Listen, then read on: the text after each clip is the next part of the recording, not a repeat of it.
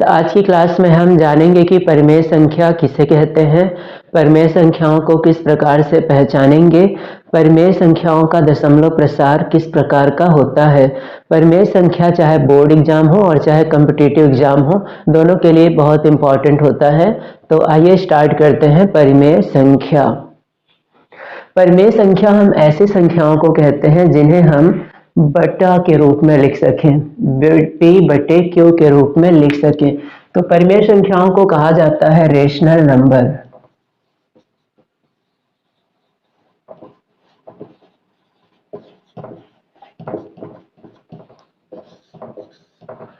ऐसी संख्या जिसे हम पी बटे क्यू के रूप में लिख सकें।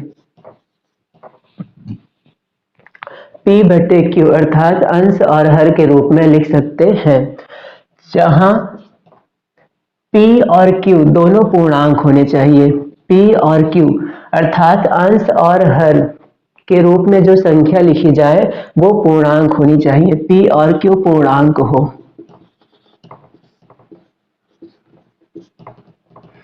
अब पूर्णांक किसे कहते हैं, तो पूर्णांक को हम इंटीजर से दिखाते हैं, I से। पूर्णांक को हम I से प्रदर्शित करते हैं और पूर्णांक में जो संख्याएं आती हैं वो है 0, 1, 2, 3, 4 से लेके अनंत तक। और इसमें और संख्याएं आएंगी ऋणात्मक वाली -1, -2, -3 से लेके अनंत तक। यदि इनमें से कोई संख्या P बटे Q के रूप में लिखी जाए तो उसे हम पूर्णांक कहेंगे। पूर्णांक में दशमलव वाली संख्याएं नहीं होती हैं, बिना दशमलव वाली संख्याएं पूर्णांक कहलाती हैं। तो P बटे Q के रूप में हो और P Q पूर्णांक हो, इनमें से कोई संख्या हो और Q 0 ना हो, Q का मान 0 ना हो, तो ऐसी संख्या को हम परिमेय संख्या कहेंगे। P बटे Q के रूप में लिखी जाए, P और Q पूर्णांक हो। पूर्णांक का मतलब 0, 1, 2, 3, 4, 5, 6, 7, 8 से लेके अनंत तक, और -1, -2, -3, -4 से लेके अनंत तक। ये सभी संख्याएं अगर बटे के रूप में लिखी जाएं तो भी हम परिमेय संख्या कहेंगे। और Q 0 ना हो, Q अर्थात नीचे वाली संख्या, नीचे वाली संख्या 0 ना हो तभी परिमेय संख्या कहेंगे। अगर नीचे वाली संख्या 0 हो जाए तब यह संख्या अपरिभाषित हो जाती है, इसे ना तो परिमेय कहेंगे और ना ही अपरिमेय कहेंगे। तो अब हम उदाहरण देखते हैं। उदाहरण के तौर पर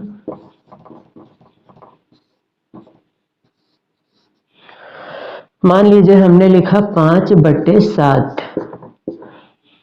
P बटे Q के रूप में हमने एक उदाहरण लिया है 5 बटे 7। 5 और 7 दोनों पूर्णांक है, 3 के बाद 4 और 5 भी आएगा और 5 के बाद 6 और 7 भी आएगा। तो 5 और 7 दोनों पूर्णांक है, बटे के रूप में लिखे हैं, और नीचे वाली संख्या Q का स्थान 0 नहीं है, यहाँ पर 0 नहीं है, इसलिए इसे हम परिमेय संख्या कहेंगे। इसी तरीके से हम लिख सकते हैं 1 बटे 9। यहाँ पर 1 और 9 दोनों पूर्णांक है, 1 भी पूर्णांक है और 9 भी है, अर्थात दोनों में दशमलव नहीं लगा है, तो इसे भी हम परिमेय संख्या कहेंगे। हम ऋणात्मक संख्या भी लिख सकते हैं, -4 बटे 7। -3 के बाद -4 आएगा और 7 के बाद 8। -3 के पहले -4 और 7 के बाद 8, दोनों पूर्णांक है, इसलिए यह संख्या परिमेय संख्या कहलाएगी और हर का स्थान 0 नहीं है। इसी तरीके से हम लिख सकते हैं -100 बटे -101। -100 और -101 बिना दशमलव वाली संख्या है, तब इसे हम परिमेय संख्या कहेंगे। तो परिमेय संख्या के लिए P बटे Q के रूप में बिना दशमलव वाली कोई भी संख्या चलेगी और रूट में भी नहीं होना चाहिए। बिना रूट वाली और बिना दशमलव वाली संख्या लिखी होगी तो उसे हम परिमेय संख्या कह सकते हैं। जैसे 0 बटे 10, 0 और 10, 0 और 3 के बाद आगे 10 आएगा। 0 और 10 दोनों बिना दशमलव वाली पूर्णांक संख्या है और इसलिए हम इसे परिमेय संख्या कहेंगे। इसमें अंश 0 है और हर 0 नहीं है, तो कंडीशन है कि हर 0 नहीं होना चाहिए, अंश 0 हो सकता है। तो ऊपर हम 0 लगा सकते हैं लेकिन 0 नहीं लगा सकते हैं नीचे को। अगर नीचे 0 को लिखेंगे तो वह संख्या अपरिभाषित मानी जाती है। इसी तरह से कौन सी संख्या परिमेय नहीं होगी? अगर हम लिख देते हैं 7/0, तो 7 और 0 दोनों पूर्णांक है, लेकिन हर 0 हो गया, इसीलिए हम इसे परिमेय संख्या नहीं कहेंगे। 7/0 परिमेय नहीं है।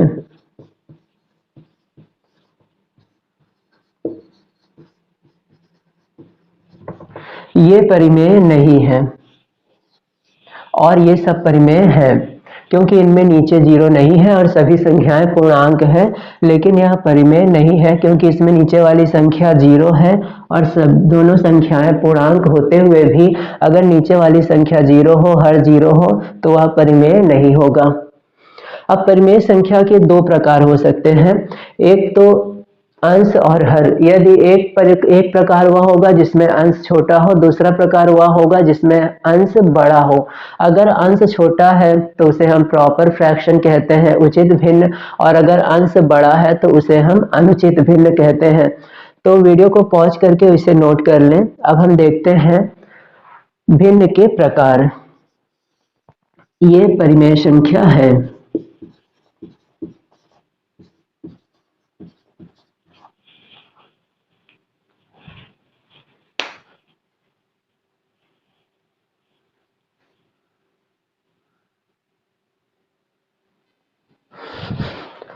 अब हम देखेंगे उचित और अनुचित परिमेय संख्याएं।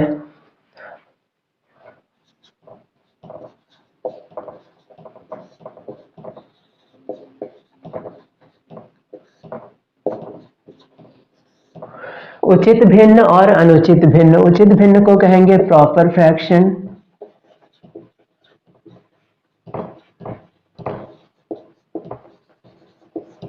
और इसी तरह से होगा अनुचित भिन्न, इम्प्रॉपर फ्रैक्शन।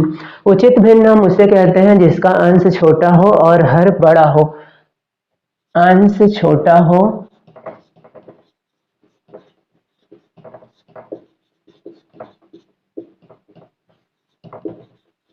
और हर बड़ा हो।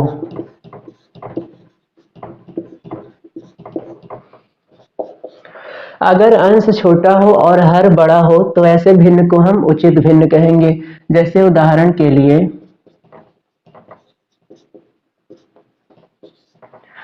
5/7। 5/7 में 5 अंश है और 7 हर है।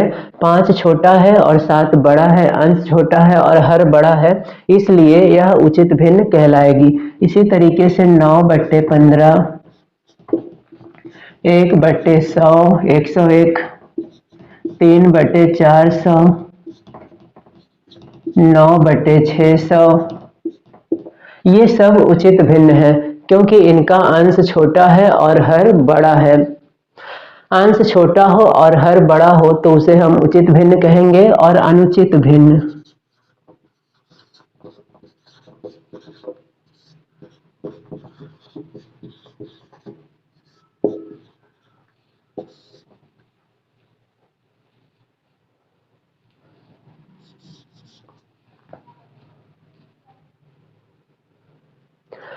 अगर किसी संख्या परिमेय संख्या में अंश बड़ा है और हर छोटा है,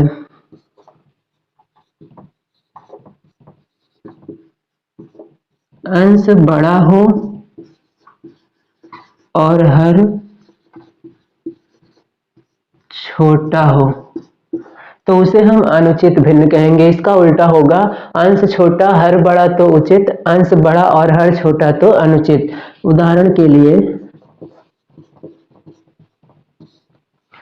7/5। 7/5 में 7 अंश है, 5 हर है, अंश बड़ा है और हर छोटा है, तो इसे हम अनुचित भिन्न कहेंगे। 9/3, यहाँ पर अंश बड़ा है और हर छोटा है, तो यह भी एक अनुचित भिन्न है। 10/6, 7/1, 101/3, इन सब में अंश बड़ा है और हर छोटा है, इसलिए ये सब अनुचित भिन्न है। उचित भिन्न का मतलब अंश छोटा हर बड़ा, अनुचित भिन्न का मतलब अंश बड़ा और हर छोटा। अब हम देखेंगे कि अनुचित भिन्न को हम उचित भिन्न में कैसे बदल सकते हैं।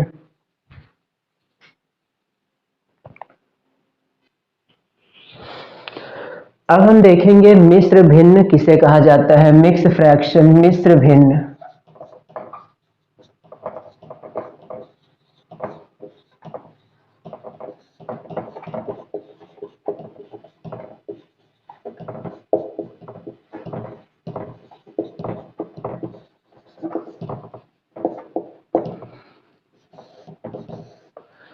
मिश्र भिन्न, मिक्स्ड फ्रैक्शन।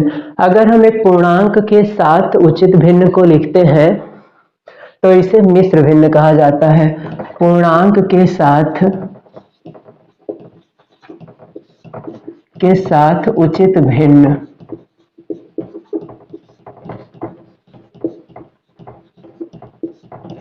अगर हम पूर्णांक के साथ उचित भिन्न को लिखें तो ये कहलाता है मिश्र भिन्न। उदाहरण के लिए हम एक पूर्णांक 5 लेते हैं और 5 के साथ एक उचित भिन्न लिख देते हैं, जैसे 1/3। उचित भिन्न अर्थात अंश छोटा और हर बड़ा। तो पूर्णांक के साथ उचित भिन्न लिखा जाने पर इसे मिश्र भिन्न कहा जाता है। और इसे पढ़ते हैं 5 सही 1/3। इसे पढ़ेंगे 5 सही 1/3। 5 सही 1/3। इंग्लिश में इसे पढ़ते हैं 5 होल 1/3। 5 होल 1/3। 5 सही 1/3 या 5 होल 1/3। तो पूर्णांक के साथ उचित भिन्न लिखेंगे तो यह कहलाएगा मिश्र भिन्न। एक हम ऋणात्मक पूर्णांक लेते हैं -10। इसके साथ हम लिखते हैं 3/7। पूर्णांक है -10 और 3/7 है उचित भिन्न। दोनों को हमने मिला दिया तो यह बन गया मिश्र भिन्न। इसे पढ़ेंगे -10 सही 3/7। -10 सही 3/7। इंग्लिश में -10 होल 3/7। -10 होल 3/7। तो ये है मिश्र भिन्न। पूर्णांक के साथ उचित भिन्न को लिखेंगे तो ये कहलाता है मिश्र भिन्न। अब हम देखेंगे उचित भिन्न और अनुचित भिन्न और मिश्र भिन्न को आपस में हम कैसे परिवर्तित कर सकते हैं। सबसे पहले हम देखते हैं कि मिश्र भिन्न को अनुचित भिन्न में कैसे बदलना है, मिश्र भिन्न को हल कैसे किया जाता है। मिश्र भिन्न को हल करने का सिंपल तरीका है, मान लेते हैं 5 सही 1/3 एक मिश्र भिन्न है, इसे हमें हल करना है। तो सबसे पहले हम पूर्णांक और हर का गुणा करेंगे। 5 और 3 का करते हैं गुणा। 5 और 3 का गुणा करने के बाद जो भी आंसर आएगा उसमें अंश अर्थात 1 को जोड़ देंगे। इनके बीच इनका हम गुणा करेंगे और इनको जोड़ेंगे, नीचे गुणा और ऊपर जोड़। तो 5 और 3 का गुणा और 1 जोड़ देंगे और बटे में जो हर है उसे ही लिखा जाएगा, 3 ही लिखेंगे। तो 5 3 15, 15 और 1 16, 16/3। तो इस तरह से हम बदल सकते हैं मिश्र भिन्न को अनुचित भिन्न में। ये है अनुचित भिन्न क्योंकि इसका अंश बड़ा है और हर छोटा है, तो ये कहलाएगी अनुचित भिन्न।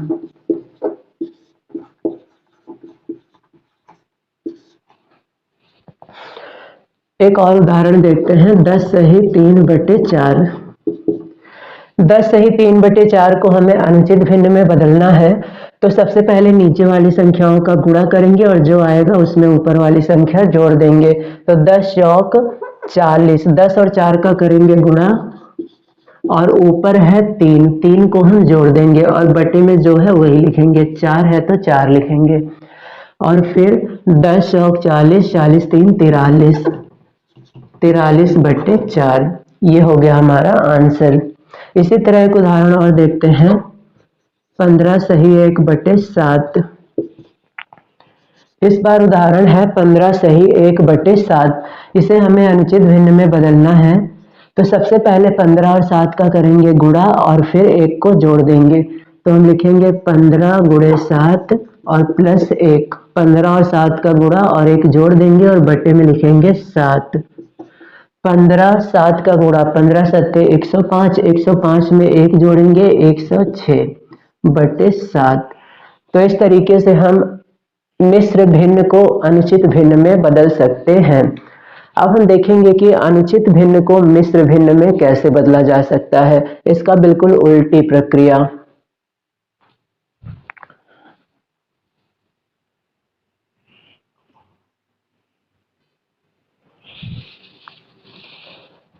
अनुचित भिन्न को मिश्र भिन्न में कैसे बदलेंगे, मान लेते हैं एक उदाहरण 109/10। 109/10 एक अनुचित भिन्न है क्योंकि इसका अंश बड़ा है और हर छोटा है। इसे हमें बदलना है मिश्र भिन्न में। तो मिश्र भिन्न में बदलने के लिए सबसे पहले हमें हर से अंश को भाग देना है, पूरा पूरा भाग करना है जब तक शेष ना बच जाए। तो हर है 10, अंश है 109। 10 से 109 को भाग करेंगे और देखते हैं शेष कितना आता है। तो 10 एकम 10, शेष हो जाएगा 0। अब 9 उतारेंगे। 9 को उतारने के बाद जब किसी संख्या को उतारा जाता है तो भाग करना जरूरी होता है। अब एक बार भाग नहीं हो सकता है तो हम 0 बार कर देंगे। 10 0 में 0 और अब घटाएंगे तो बचेगा 9। तो अब हम शेष 9 मानेंगे। पहले हमने 9 इसलिए नहीं माना क्योंकि 9 को उतारने के बाद भाग नहीं किया गया था, इसलिए हम तब पहले शेष को 9 नहीं माने थे, भाग करने के बाद 9 माना है हमने शेष को। तो अब भाग हमने 10 से किया, भागफल आया है 10 और शेषफल है 9। अब हमें इसे मिश्र भिन्न के रूप में लिखना है। तो मिश्र भिन्न के रूप में सबसे पहले हम लिखेंगे भागफल। ये हमारा है भागफल, ये है शेषफल और ये है भाजक और ये है भाज्य। जिससे भाग करते हैं वो भाजक, जो भी आंसर आता है वो भागफल, जो बचा वो शेषफल और जिसको भाग किए थे वो भाज्य। तो सबसे पहले हम भागफल को लिखते हैं सही के रूप में। तो सबसे पहले हम भागफल 10 लिखेंगे। 10 के बाद अब हम शेषफल को लिखेंगे। भागफल के बाद शेषफल को ऊपर लिखेंगे 9 और फिर बटे में भाजक लिखेंगे। भाजक है हमारा 10। तो 10 फिर 9 और फिर 10। तो हमारा लिखने का क्रम यही होगा, इस तरीके से, पहले ये फिर ये और फिर ये। 10 सही 9/10। तो सबसे पहले हम लिखेंगे भागफल को, फिर ऊपर लिखेंगे शेषफल को और नीचे लिखेंगे भाजक। भागफल, शेषफल और नीचे भाजक। तो एक उदाहरण और देखते हैं 3 सही 7/11। इसे हमें बदलना है 71/11। एक अनुचित भिन्न है, अंश बड़ा है और हर छोटा है। इसे हमें बदलना है मिश्र भिन्न में। तो सबसे पहले 11 से 71 को भाग करेंगे। 11 से भाग करेंगे 71 को और देखेंगे कितनी बार भाग होगा। 11 छक्के 66, घटाएंगे बचेगा 5 और अब भाग नहीं होगा। तो भाजक है 11, भागफल 6 और शेषफल 5। अब इसे हम मिश्र भिन्न के रूप में लिखेंगे। सबसे पहले हम लिखेंगे 6 को, 6 सही, फिर लिखेंगे 5। लिखने का क्रम यही होगा, पहले 6 फिर 5 और फिर 11। 6 के बाद अब हम लिखेंगे 5 बटे, अब 11, 6 फिर 5 और फिर 11। 6 सही 5/11। ये हमारा आंसर है। अब इसे हम अनुचित में फिर बदलेंगे तो आंसर वही आएगा। 11 और 6 का गुणा 11 छंग 66, 66 में 5 जोड़ेंगे 66 5 71। तो ये था आज की क्लास जिसमें हमने देखा परिमेय संख्या क्या है, उचित अनुचित मिश्र भिन्न क्या है, इन्हें हम कैसे परिवर्तित कर सकते हैं। अगली क्लास में हम देखेंगे परिमेय संख्या को संख्या रेखा पर किस प्रकार से दर्शाया जाता है, परिमेय संख्याओं का दशमलव प्रसार कैसा होता है। आज की क्लास काफी लंबी ना हो इसलिए हम इसे यहीं पर समाप्त करते हैं।